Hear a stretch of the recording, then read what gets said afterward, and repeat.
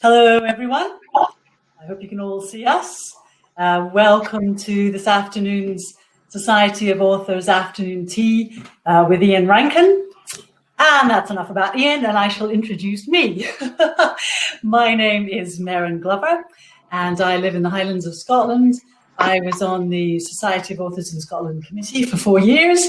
I write mainly fiction and drama, some poetry for my own pleasure. Not sure if it brings pleasure to anybody else.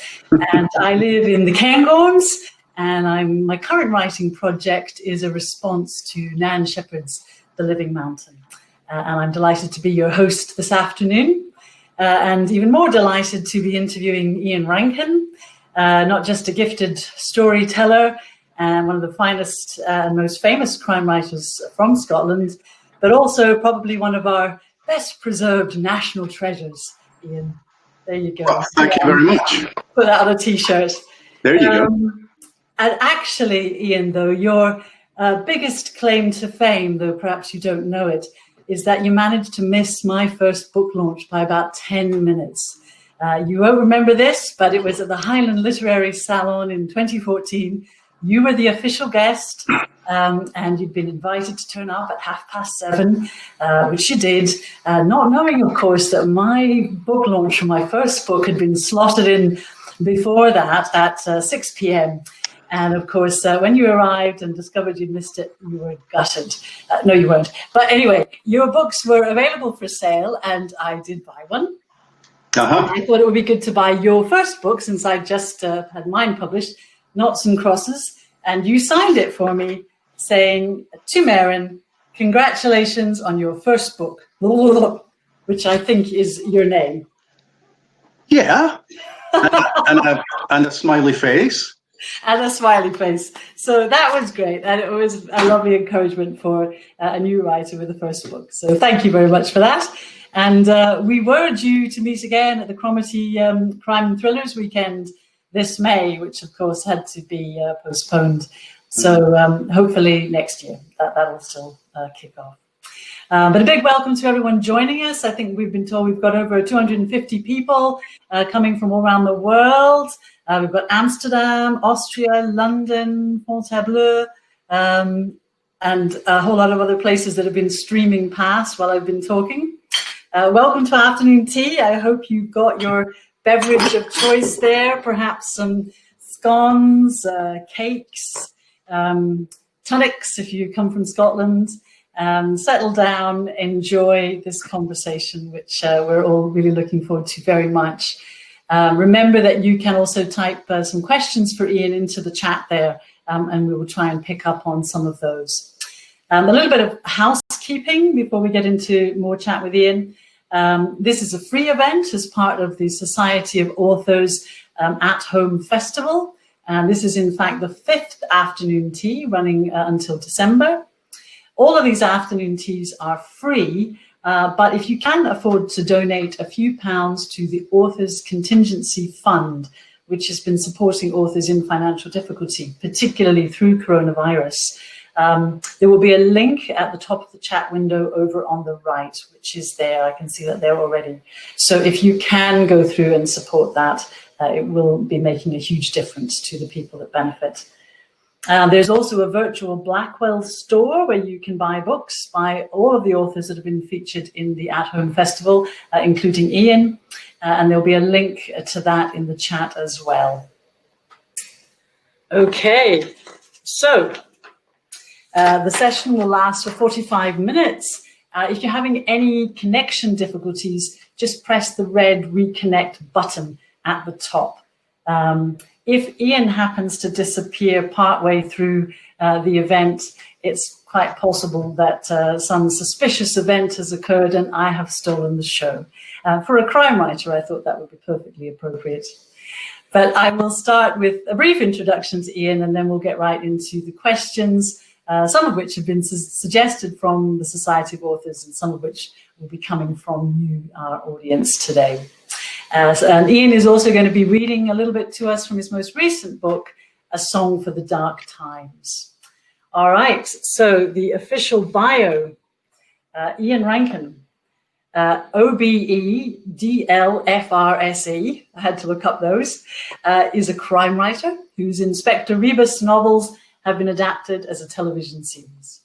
Born in the Kingdom of Fife in 1960, Ian Rankin graduated from the University of Edinburgh in 1982 and then spent 3 years writing novels when he was supposed to be working towards a PhD in Scottish literature. No. He has won many awards for his writing, including the Crime Writers Association Diamond Dagger Award, Specsavers National Book Award for Outstanding Achievement, and Edgar Award for Best Novel.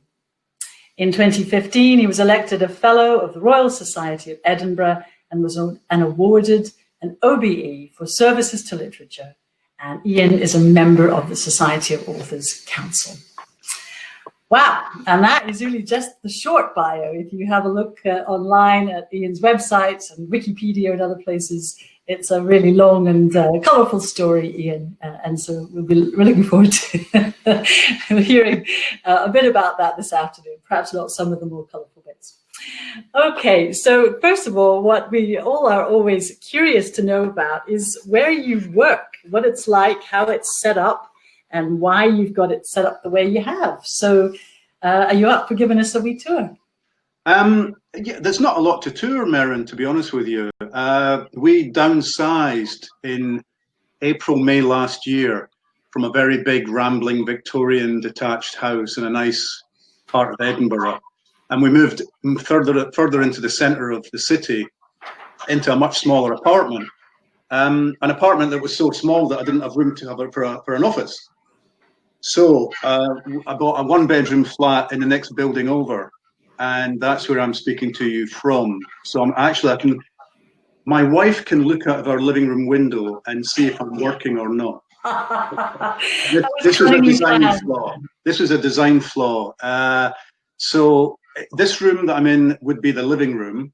They're tiny, these flats, tiny like shoeboxes. This would be the living room. So it's got my desk, the desk I've always had since 1986, like a trestle table, very basic. And it's got music and it's got books and there's a little kitchen off it. And the kitchen is where I can make cups of tea. So I never have to leave the room except to go to the loo, really. And then the next room, through that wall behind me, is the bedroom. And the bedroom I've turned into a listening room. So it's got nothing in it but a huge, ridiculous hi-fi system and a sofa.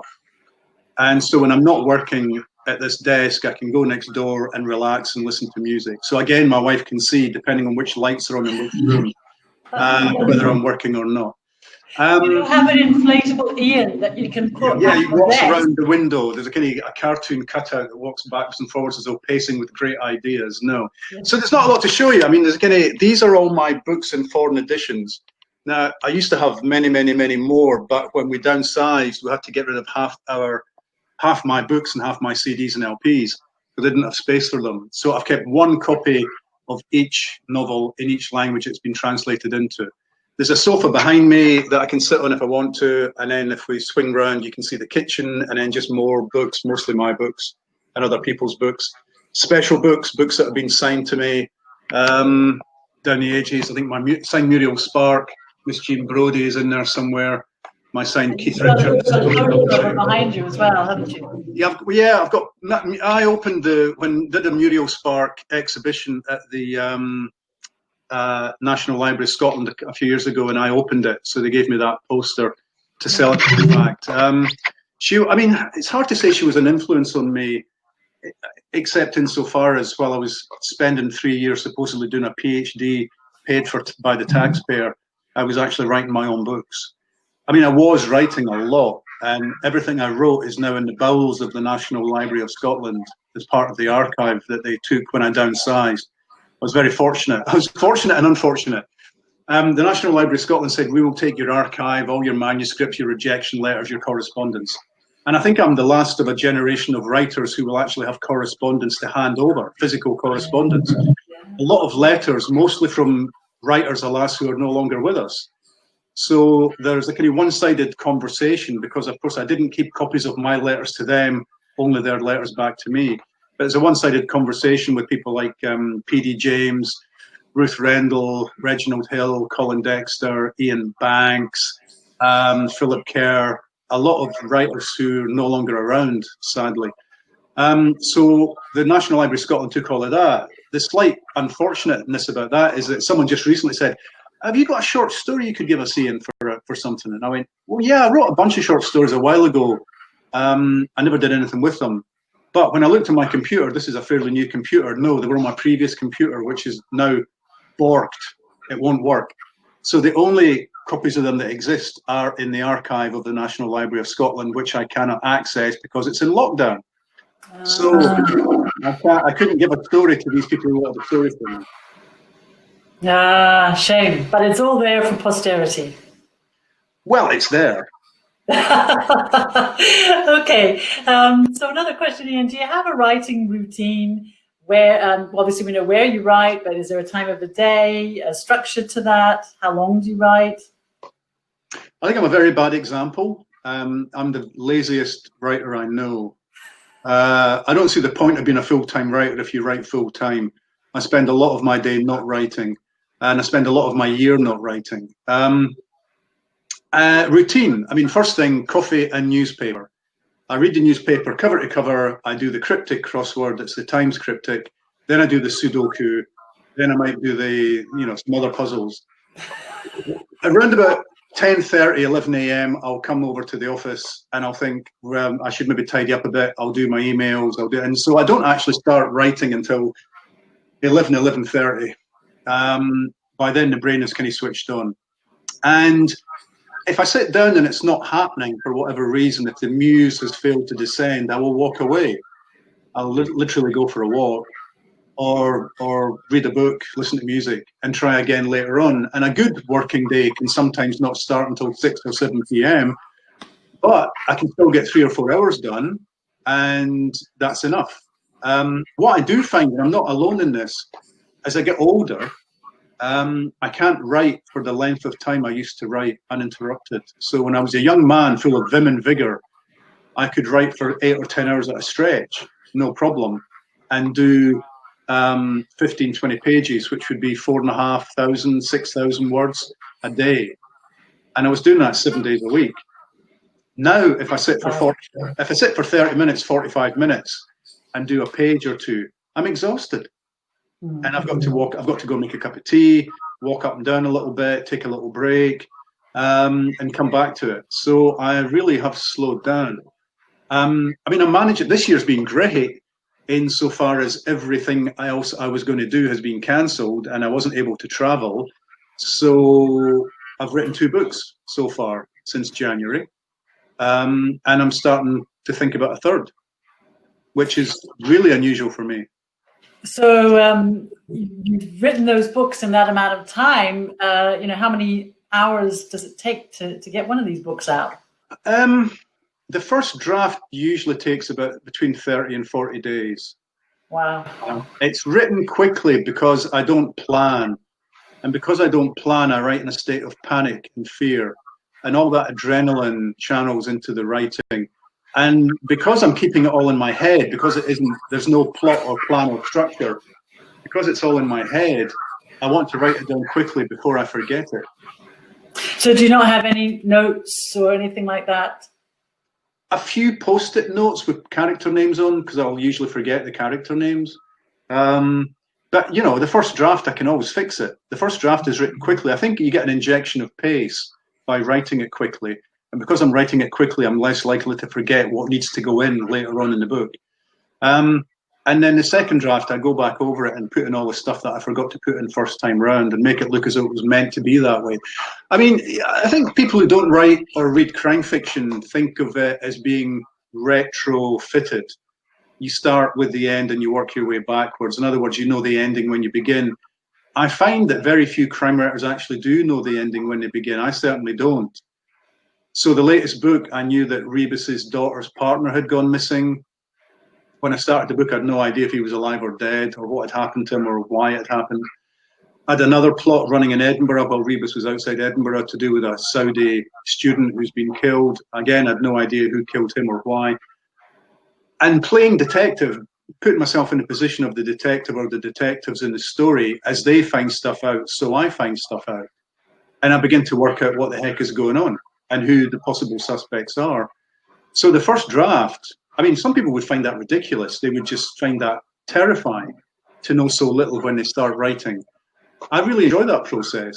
And at the end, so far, touch wood, you know, it all resolves. The story, there's a kind of deep structure to the story that I'm not consciously aware of, but it's there from the beginning, that will reveal itself to me towards the end. The story knows where it's going. And you'll know that famous quote, E.L. Doctorow's famous quote about writing. It's like driving in a foggy night along a road. You can only see as far as the headlamps, but if you keep watching, you will make it all the way to the end. And have you ever reached a place in any of these books where you've just thought, I can't get out of this. I can't work it out. I'm stuck. Every book. And my wife will tell you, it's around about page 65. Okay. There was a BBC documentary a few years ago, Imagine, the documentary series, made a documentary about me writing one of the Rebus books. They basically gave me a video camera and just said, videotape yourself writing this book.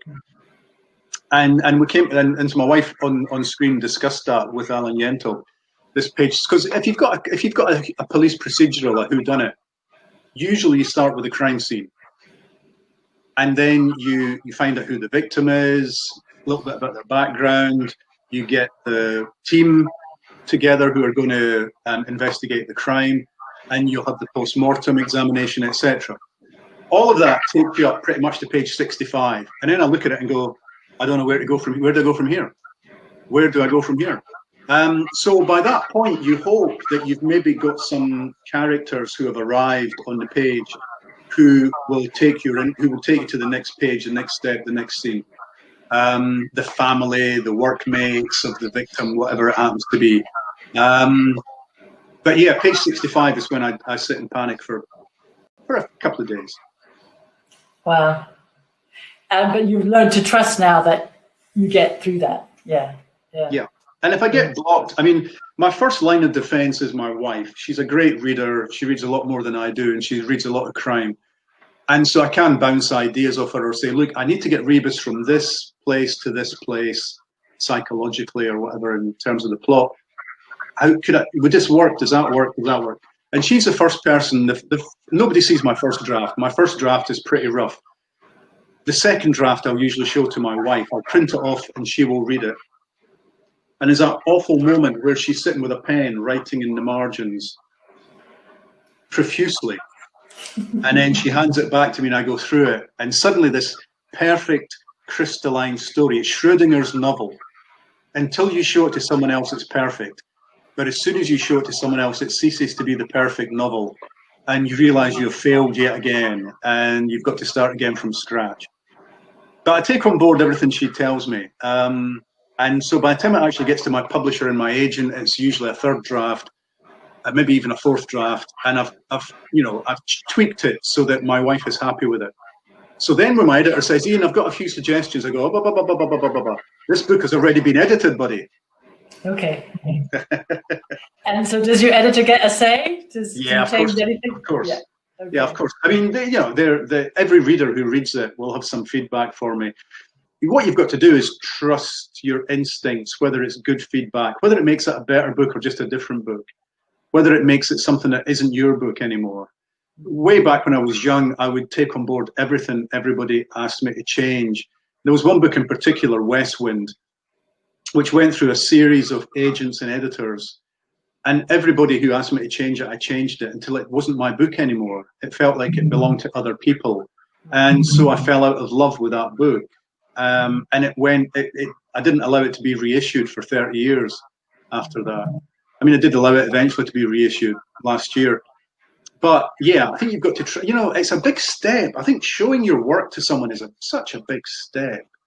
It's fine when you're, when I was young and I was sitting at home in my bedroom writing poetry to girls I couldn't talk to in the playground, or writing lyrics for bands that didn't exist, and shoving it all under my bed so that no one was aware of the secret other Ian.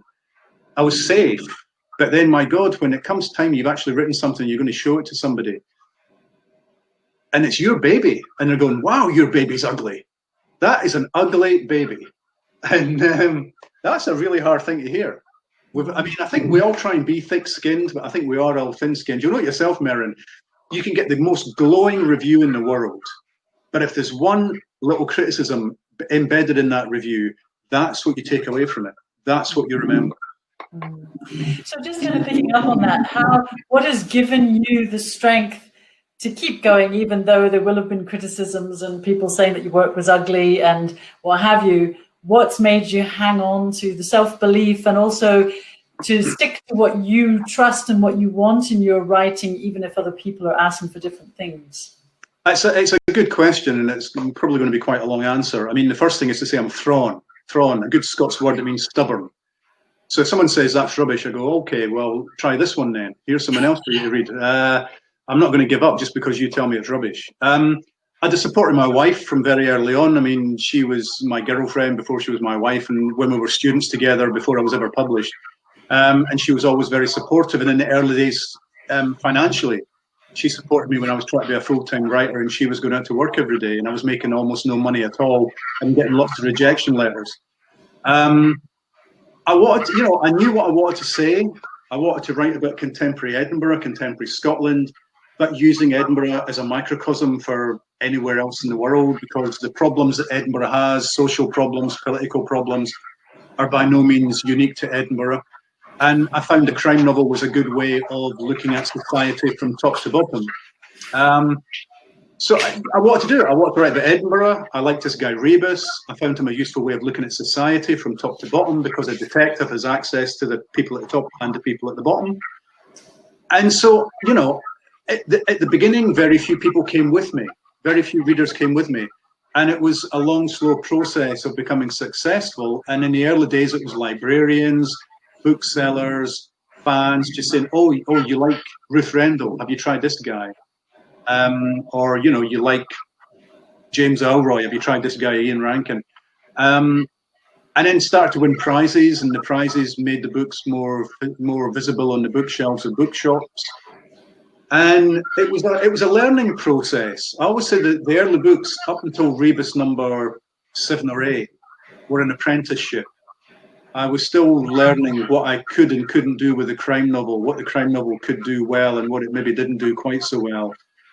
And pushing each book to be better than the book before, to be more, to be better structured, more complex, take on bigger themes.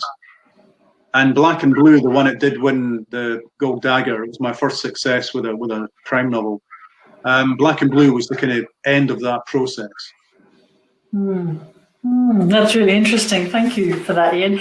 Now, I'm just aware there's a lot of questions that have been coming in, some that were sent before and a lot that are coming into the chat. So one that was sent before we started today from V. Walker is, which of your characters, if any, have an echo of someone in your own family's past?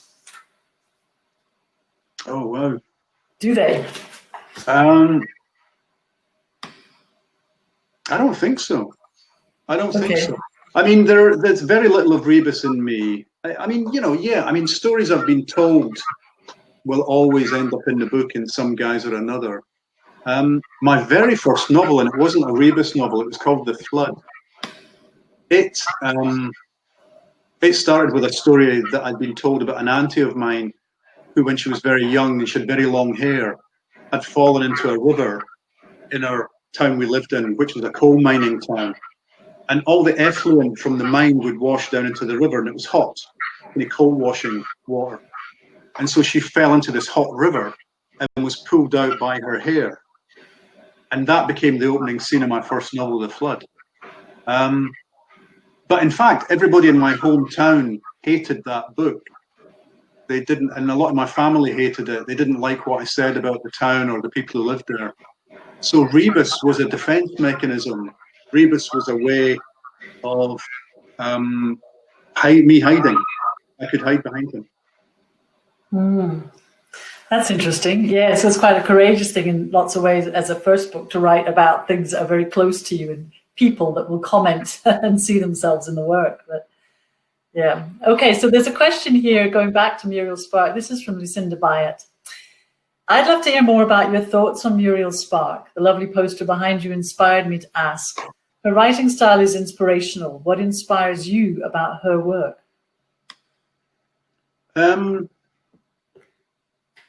She was a poet, first and foremost.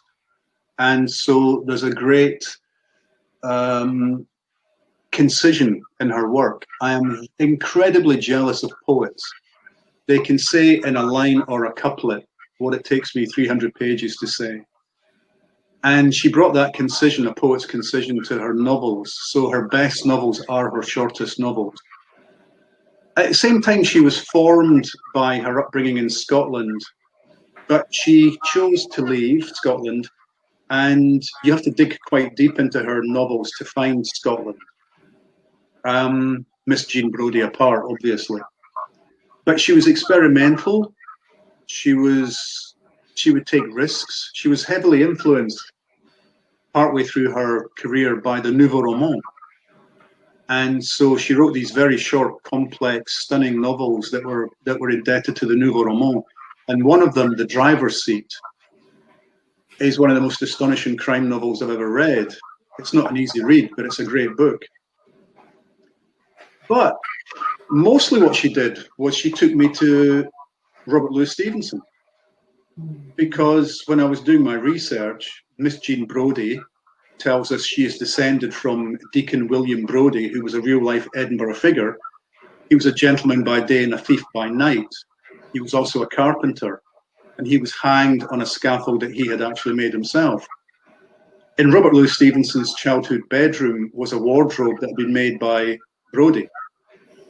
And so when Stevenson came to write Jekyll and Hyde, we think he had the notion in mind, this person who can be both good and evil at the same time, that at the back of his mind was William Brodie. And I was reading Muriel Spark, that took me to read Jekyll and Hyde. I was living in Edinburgh as a student, and I thought, Edinburgh is still a Jekyll and Hyde city. It's a city of great wealth, great culture, but also a city with huge problems. This was at a time when heroin was rife, prostitution on the streets was rife. There were a lot of very rundown housing estates. Some of the first work Oxfam did on UK soil was in Edinburgh. So I thought, I want to write about that Edinburgh. I want to write about that Jekyll and Hyde Edinburgh. And I think a lot of crime fiction can be boiled down to a very straightforward question, which is, why do we human beings keep doing terrible things, notably to each other? And that big moral question of good and evil, and why we are capable of doing good as well as doing evil, or capable of doing evil as well as doing good, I took from Muriel Spark. Yeah, it's interesting. In many ways, crime fiction is perhaps the genre that most explores some of these moral questions, isn't it? Another question here. This is from Jane Hill, going back to the archive. Did you sort your archive and self-edit before passing it on, Ian? Oh, yes. What a shame. I decided quite early on my diaries were not going to go in. From the age of 12 until I was 32, I kept a page-a-day diary. My sister would buy them for me as Christmas presents, and she kept buying bigger and bigger diaries. And I felt I had to fill every line.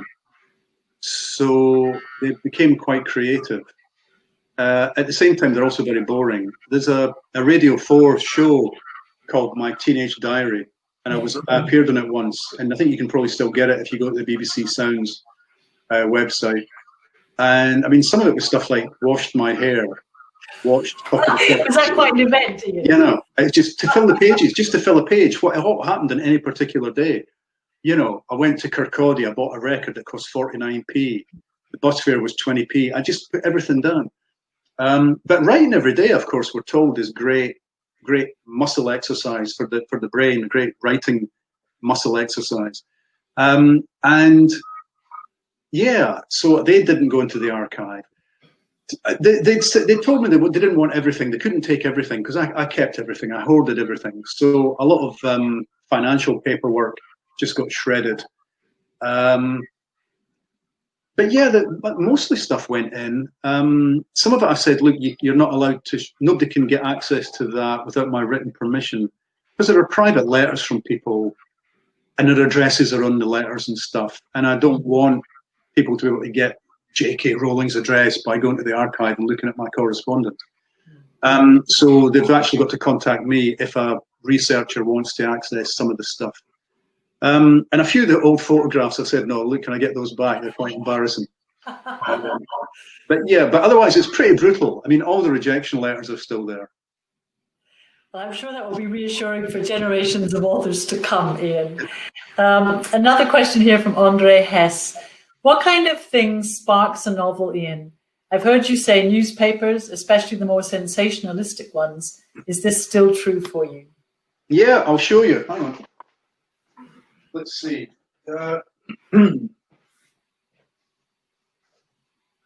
I've got files and files and files like this one that are just full of scraps of paper, things taken from, let's have a look, see what we've got.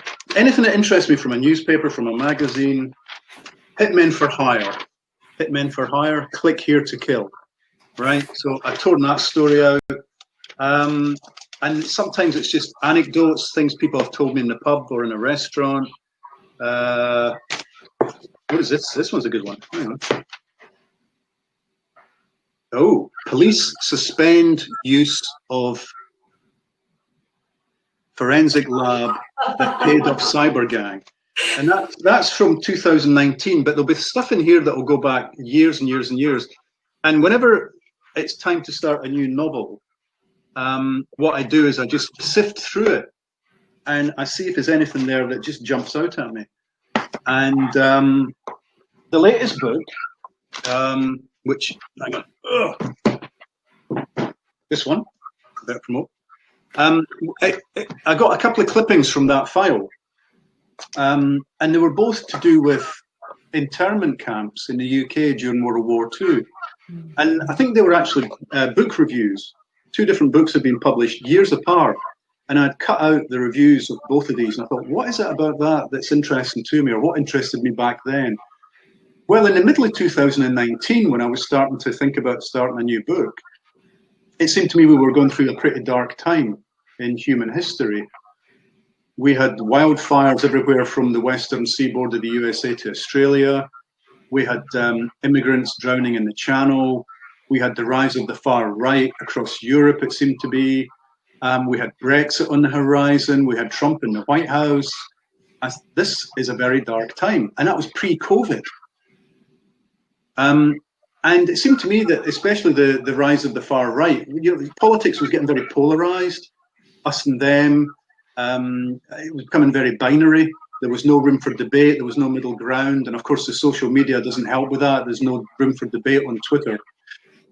All these little bubbles of people who all believe each other's stories.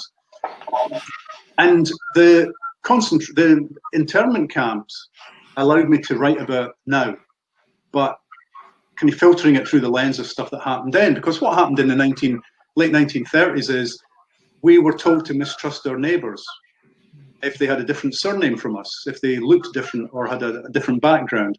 So your delicatessen owner, who the German surname, was taken away to a camp. The ice cream shop owner, whose surname was Italian, was taken away to a camp, etc., etc.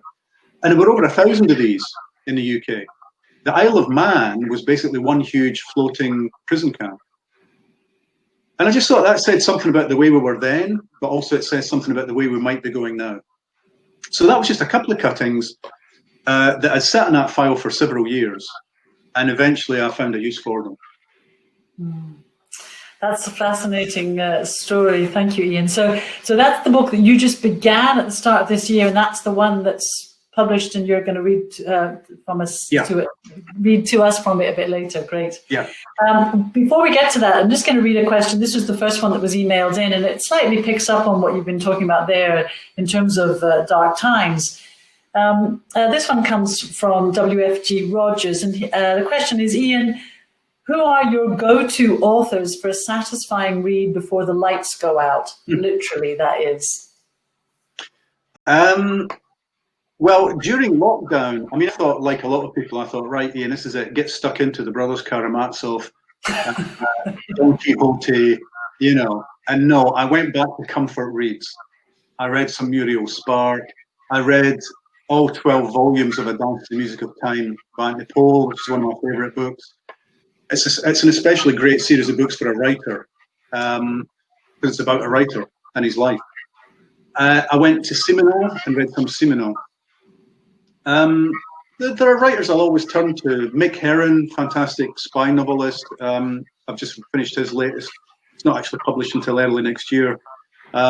Great story. Michael Connolly's new book is fantastic. I'll dip back into people like Ruth Rendell and P.D. James occasionally.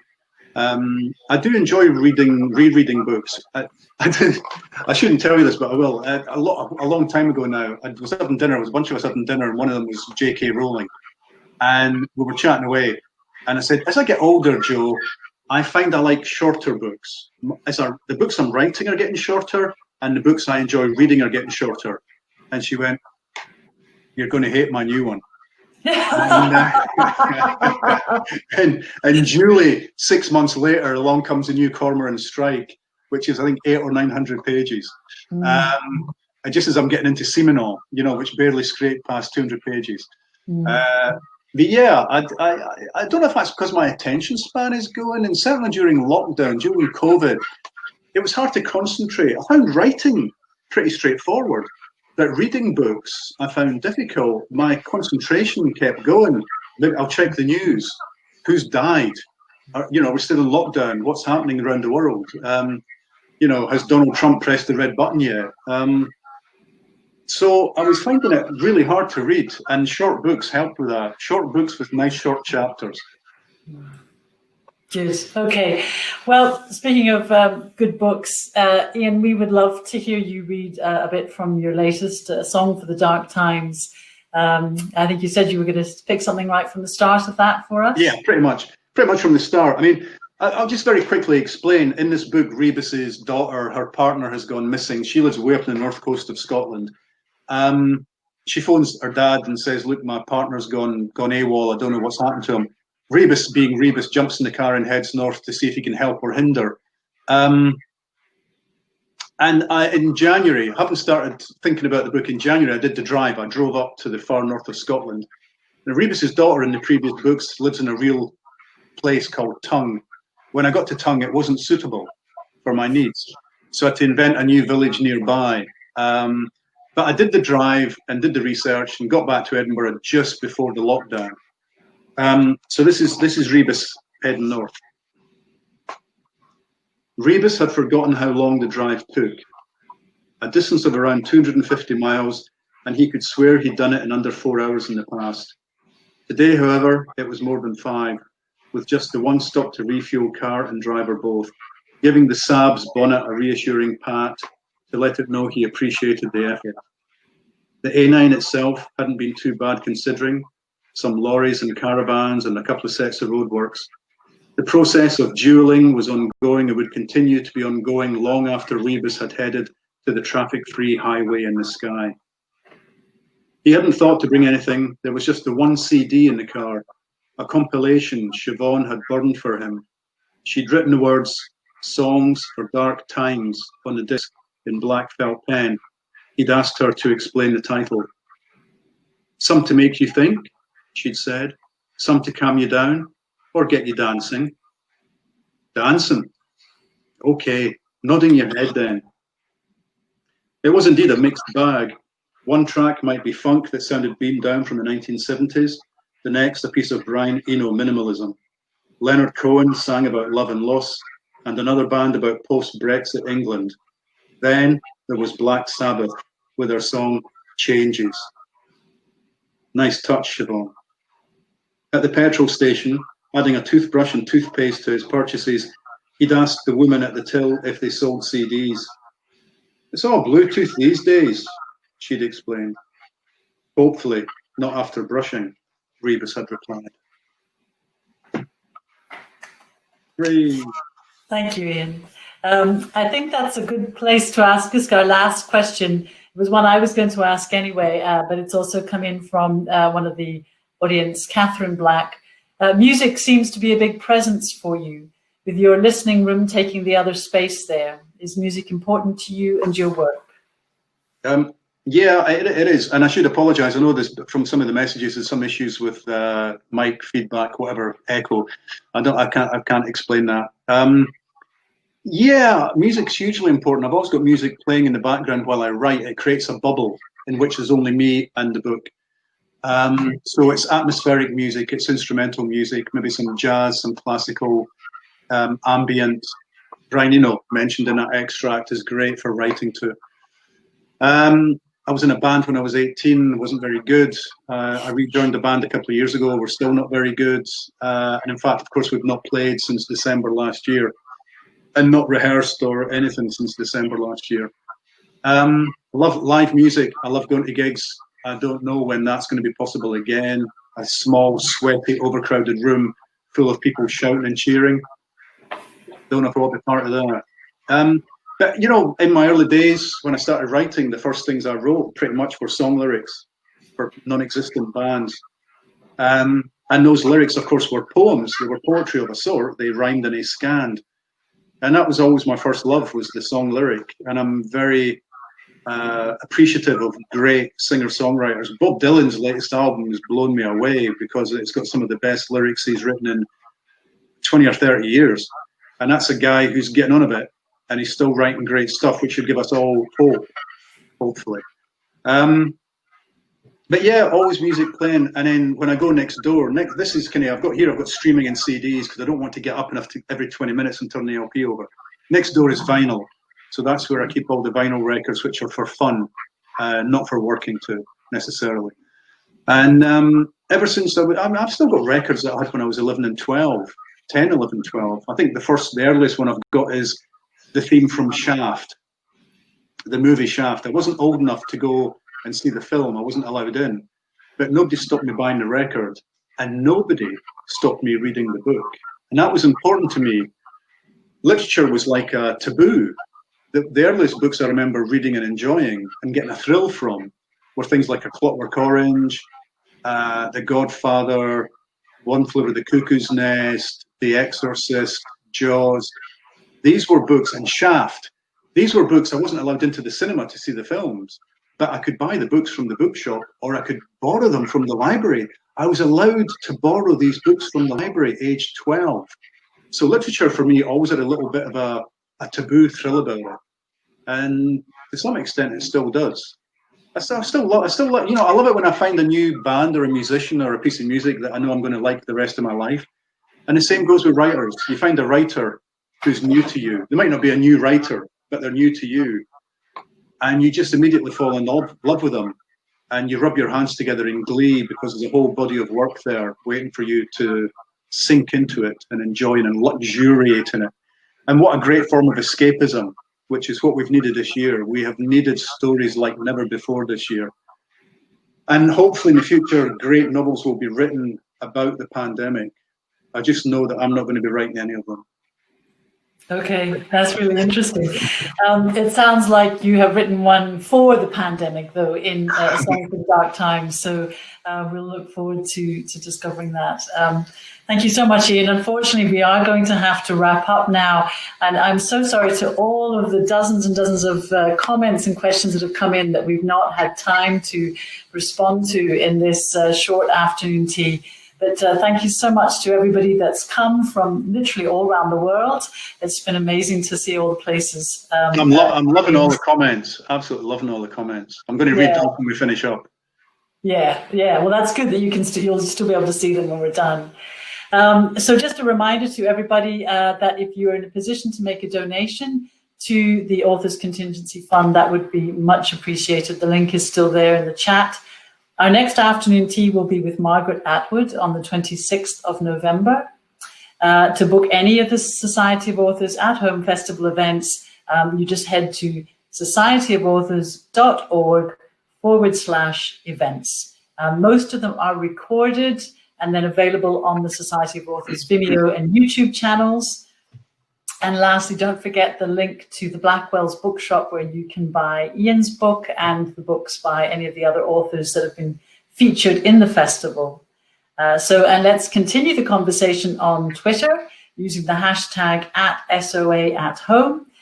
where Ian may be able to pick up on some of your questions and comments there, but I'm not making any promises. And so for now, we will say a goodbye to everyone, and a very big thank you to Ian for giving us your time and your really, really interesting stories this afternoon. Okay, thank you, Merryn. Thank you, Merryn. That was fantastic. Thank you, everybody, for tuning in. Enjoy the rest of your tea. Indeed. All right. Safe home, everybody. Thanks for coming. Bye. Bye-bye.